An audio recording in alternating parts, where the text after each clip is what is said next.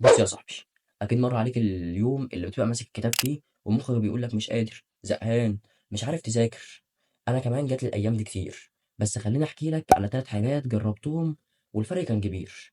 اول حاجه، انك تبدا بالمهمه السهله. في الوقت ده سيبك انت من المبدا اللي بيقول لك ايد ذا فروج وكل الضفدع، وابدا بالمهمه الكبيره ده. حتى لو هتفتح الكتاب وتتفرج بس ابدا. الزهق ساعات بيكون من فكره البدايه مش من المذاكره نفسها. وكمان انا كنت ماشي بمبدا اسمه 5 دقايق بس. انت تبدا بس ب5 دقايق وبعدها ممكن تلاقي نفسك بتكمل ساعات طويله. تاني حاجه، غير مكانك او جوك. قوم غير وضعيتك، امشي شويه، العب ضغط، روح اغسل وشك وارجع. المخ بيشتغل احسن لما الجو حواليه يتغير. تالت حاجة وأهم حاجة، افتكر أنت بتعمل ده ليه؟ أنت مش بتذاكر عشان الامتحان بس، أنت بتذاكر عشان مستقبلك، عشان حلمك، طريقك اللي محدش هيمشي غيرك، وعشان تكون قدام نفسك عملت اللي عليك. وأنا عملت قناة على التليجرام عشان اللحظات دي بالذات.